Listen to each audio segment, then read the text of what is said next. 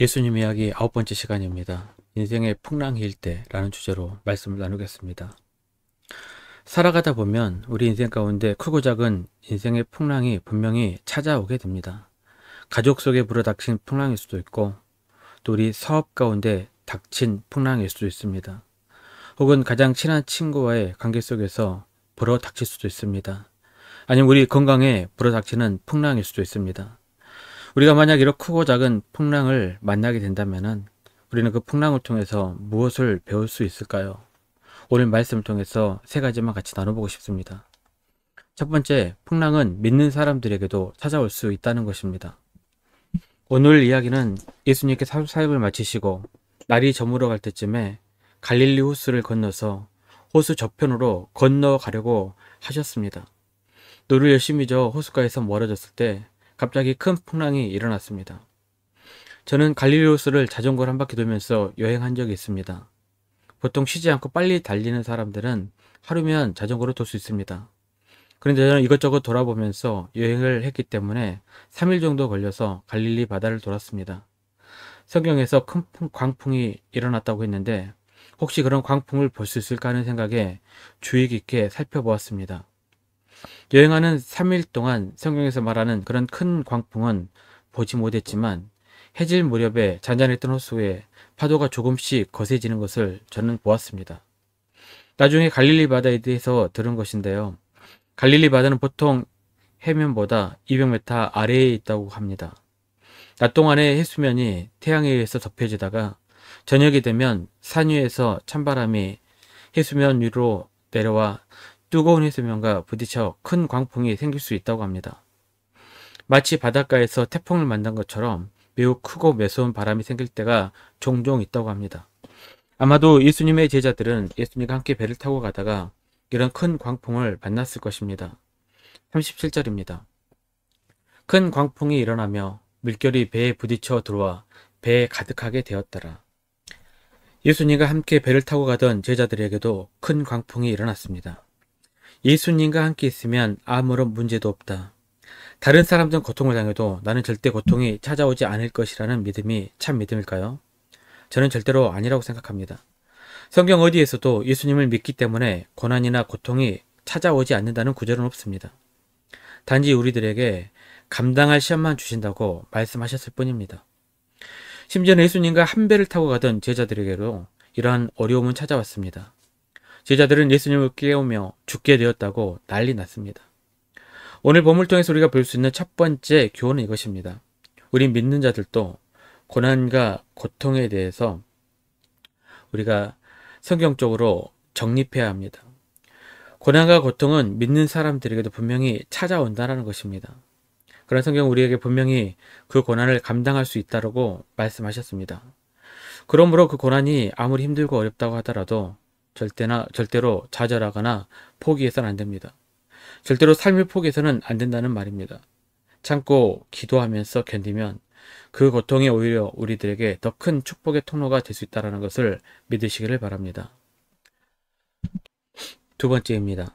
풍랑이 찾아왔을 때 우리는 예수님께서 우리를 돌보신다는 것을 믿어야 합니다. 38절입니다. 예수께서는 고물에서 베개를 베고 주무시더니 제자들이 깨우며 이르되 선생이여 우리가 죽게 된 것을 돌보지 아니하시나이까 하니. 저는 이 구절을 묵상하면서 권능자의 침묵에 대해 생각해 보았습니다. 하나님의 침묵. 내가 힘들 때 주님께서 좀 함께 해주시면 좋겠는데 예수님께서는 침묵하실 때가 많이 있습니다. 우리는 주님의 침묵이 길어지면 어떤 생각을 하게 될까요? 의심이 생기게 됩니다. 과연 하나님은 살아계시는 것일까? 하나님의 존재에 대해서 의심이 생기게 됩니다. 그래서 신앙을 포기하는 사람들도 저는 가끔씩 보았습니다. 하지만 하나님께서는 우리를 축복의 자리로 인도하시기 위해서 고난과 고통을 주실 때가 종종 있습니다. 학교 다닐 때를 생각해 보면 이해가 되실 것입니다. 학교에서 한 학년을 올라갈 때마다 조금씩 난이도가 높아집니다.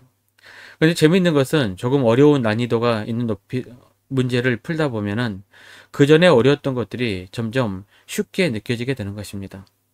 저는 고난과 고통도 비슷하다고 생각합니다.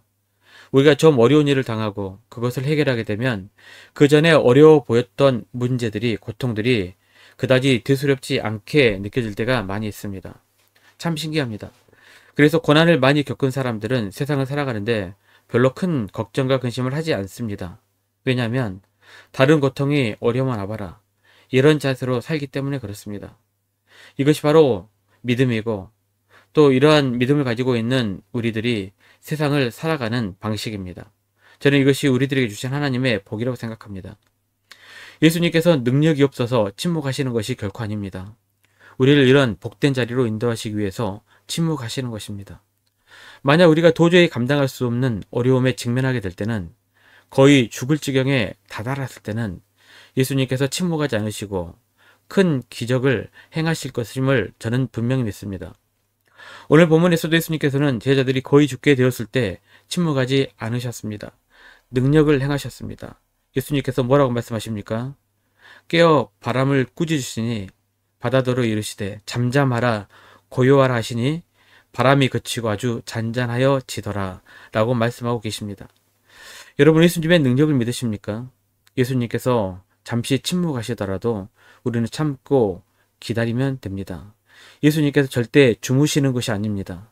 단지 우리가 더 큰 복된 자리로 가도록 잠깐 우리를 위해서 기다리시는 것입니다. 우리가 정말 힘들고 어려울 때는 주님께서 기적을 베푸신다는 사실을 믿으시길 바랍니다. 마지막 세 번째입니다. 풍랑 속에서도 우리가 가야 할 목적지를 향해 가야 한다는 것입니다. 35절입니다. 그날 저물 때 제자들에게 이르시되 우리가 저편으로 건너가자 하시니. 우리 인생에 갑자기 큰 어려움이 찾아올 때 우리는 보통 목적지를 잊어버리고 어려움 그 자체에 빠져 허우적거릴 때가 많이 있습니다. 하지만 우리는 계속해서 우리가 가야 할 목적지를 바라봐야 합니다. 우리가 믿는 자가 되었다면 우리가 가야 할 목적지는 어디입니까? 하나님의 나라입니다. 우리가 힘들고 지칠수록 하나님 나라를 바라보고 하나님 나라를 향해서 가야 합니다. 그래야 희망이 있습니다. 제자들이 큰 풍랑이 닥쳐오자 제자들은 자신이 가야 할 목적지를 잊어버렸습니다. 온통 문제에 빠져버렸기 때문에 그렇습니다. 하지만 예수님께서는 권능을 행하시고 풍랑이 잔잔하게 됐습니다. 그리고 제자들은 예수님과 함께 다시 그들이 가야 할 목적지로 향해 그 목적지에 도착하게 됩니다. 그게 바로 마가복음 5장 1절입니다. 예수께서 바다 건너편 가라사인의 지방에 이르러 그 지방까지 주님께서는 제자들과 함께 가셨던 것입니다. 아무리 힘들고 어려운 일을 만났다고 하더라도 일단 그 일이 극복되면 우리는 다시 우리의 목적지로 향해야 합니다. 하나님 나라로 우리의 발걸음을 옮겨야 합니다. 이것이 바로 믿음입니다. 고통을 이기는 것 그 자체가 끝이 아닙니다. 우리의 신앙의 여정은 아직도 멀고 험합니다. 그래서 존 버녀는 청로역정이라는 소설을 집필했을 것입니다. 어려움이 끝났으니 이제 끝이라고 생각하시면 안 됩니다. 아직도 우리는 하나님 나라로 가는 여정 속에 있다는 사실을 잊지 말아야 합니다. 우리가 가야 할 목적지는 하나님의 나라입니다. 끝까지 하나님 나라를 바라보시고 아무리 어려움이 찾아온다 하더라도 계속해서 믿음의 행진을 해나가는 우리 교우들이 되시기를 주님의 이름으로 축원합니다.